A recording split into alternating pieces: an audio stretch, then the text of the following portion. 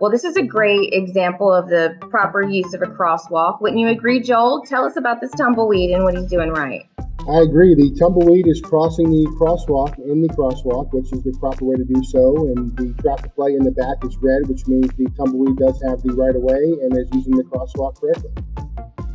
So I guess it doesn't really matter if you're in the city or in the country, wherever you're seeing this tumbleweed, all tumbleweeds and people must use crosswalks. Keep your crosshairs in the crosswalk and obey all the traffic signals that you possibly can.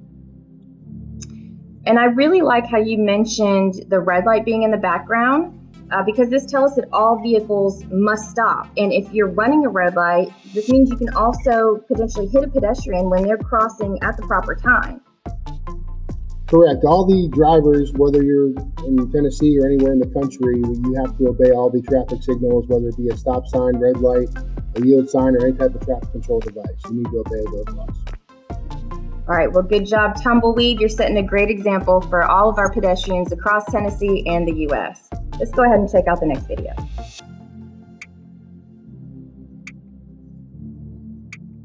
Well, look at these geese. Right here, we have a great example of the proper use of a crosswalk. They're all walking together. They're all inside of the crosswalk. It also appears that they're using a signal. It is. The car I noticed here, the red car that's taking a right-hand turn here, did a rolling stop at the red light there, which is illegal. It needs to come to a complete stop first, especially if the geese have the proper signal to cross the intersection. That's a good point, because what if the car had hit the geese? Well, in this case, if you hit any animal, it's obviously a bad thing. Of course, if it's a dog or a cat or a personal pet, you want to contact law enforcement. That way the officer can go out there, render aid to the animal or call animal control, or if necessary, put the animal down so it doesn't suffer. That's actually really good advice. Those are really good tips. So the humane thing to do if you hit an animal is to stop, check, and then call the police, because the humane thing to do is to just check on them and make sure they're okay, because it's not okay to abandon an injured animal on the side of the road like that. This is great. Good job, geese. You go, geese.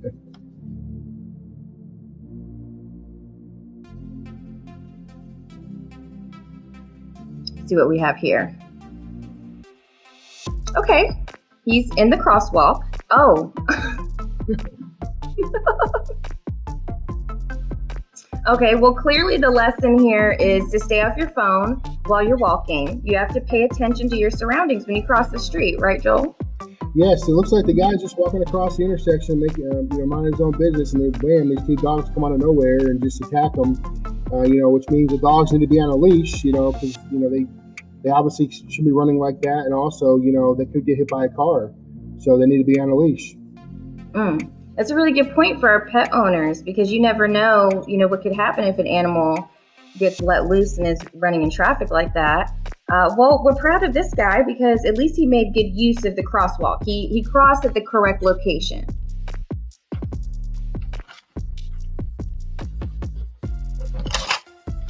Okay. All right. That's not his car, but okay. He made it across on the crosswalk. Yeah, it looks like here the car pulled up in the crosswalk here, which is a clear violation of the intersection here. And this gentleman's minding his own business, doing his daily walk, and he kind of opens the door here and commits somewhat of an auto burglary in Tennessee when you open somebody's door and go through their car. I don't think his intent was to take anything, but he was proving a point to the driver for definitely blocking the crosswalk, because it can be a very dangerous thing for a pedestrian to be crossing other than the crosswalk. Okay, so it looks like on both parties we need to respect people's space. We need our drivers to respect pedestrians and give them room to cross, and pedestrians, let's give our drivers some space and not jump in their cars when we're not happy about things. So this is good. This is a good example for us, because I know this is a common issue that people see all the time. I would agree.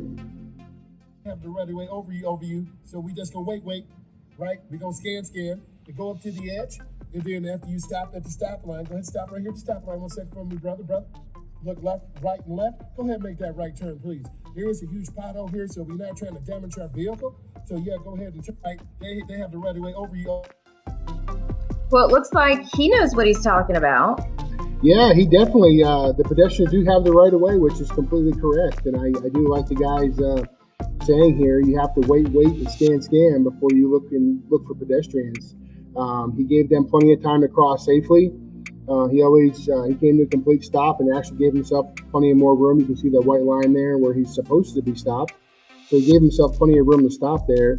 It's important to obey all the traffic control signals and allow those pedestrians to cross safely. So I definitely agree with his wait, scan technique. Well, one thing I noticed is obviously the vehicle is in motion and he's recording with his cell phone. I really hope that it isn't the driver that's recording the video. It appears to be the passenger, but tell us, Joel, what are the rules about that when it comes to using your phone behind the wheel? Well, Tennessee is a hands-free state, which means you cannot have any part of your cellular device touching your body while you are driving. So it's a hands-free. So you make sure that if he is a passenger, in this case, it's okay. However, if he's a driver, it's not okay. To make sure that cellular device is down where he's not being distracted while he's driving. Yeah. I mean, really the best thing to do is just, if you need to text or record or make a phone call or anything, just let your passenger handle it if that person can. But no driver should be using any other part of their body to use a cell phone or hold a cell phone. So that's a really good reminder for all of our drivers. Okay. Okay. Now, what's going on here? She's crawling. What is... Okay. Do we have shoes on? She's not even wearing shoes. Is that legal? Can you cross traffic without shoes? I thought no shoes, no shirt, no service was a thing. You don't have to wear shoes legally. I don't believe like in walking across a crosswalk, but I would highly recommend it, I really hope she made it home before sundown, because we know that pedestrians out in the evening, at night. Oh, did she give up? She obviously had a good time. I think she gave up. This is so dangerous. All of our pedestrians should always wear reflective clothes. Girl needs a reflective jacket or some light up shoes or a glow stick necklace from whatever party she just came from, because that is very dangerous. Because if a driver cannot see you, they're more likely to hit you, especially if you're on your hands and knees. Yeah, she's crawling. She's not even standing up. So she's 2.5 feet shorter, 3 feet shorter. This is a very serious issue, actually, that we should address, because in 2018, alcohol involvement for the driver and or the pedestrian was reported in 48% of all fatal pedestrian crashes nationwide. Nearly half. That's really intense. So, I mean, and this actually hits pretty close to home, because you have a personal story, don't you, Joel? I do. In January 2003, while serving the U.S. military at Fort Campbell, Kentucky, the 101st Airborne Division, every month we had to do a 12-mile road march for practice. And the road march started that morning about 3 a.m., which is normal for us to get up early and start doing it. And I was on mile number 7 when I heard, look out. And by the time I turned around, I was being hit by a truck. And the person driving the truck was a staff sergeant who was coming home from the bar from the night before, and he was intoxicated. And he hit me in the backside with my rucksack on, and it blew out my right knee, and I broke my left ankle. I had to have knee surgery on my right knee. So I take this pedestrian stuff real serious. I was doing everything that I was supposed to do. I had my reflective belt on my rucksack. I had my chem lights on. We were on the proper roadway, which was closed for training until 8 a.m. that morning. So I did the right thing, and I got hurt. And it's a very serious topic for me, especially, living in the Nashville area, and with Nashville having all the pedestrian fatals that they had last year. And we want to make sure that we get the word out on how to safely, go through crosswalks and areas, well-lit areas, stuff like that, to make sure that nobody else gets hurt. So this is a very touching story to me. It pretty much ended my active duty military career after my deployment. And, it's something that I always wanted to do, but just wasn't able to.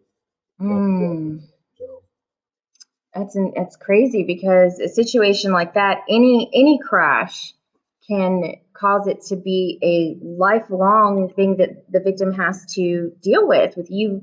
I mean, you didn't do anything wrong. A drunk driver hit you, and yet it ruined your career, and you had these long-lasting health issues that, I'm sure still affects you today. They do. Yeah, so this is really serious. We just really want people to understand that although today was a very entertaining episode for us to be able to look at social media and see the whoopsies and the mistakes that people do, these little whoopsies sometimes turn into very dangerous, serious, fatal situations. So this pretty much does wrap up today's episode of Talking Traffic Safety. We really had a great time, and we hope that everyone enjoyed this show and learned more about pedestrian safety.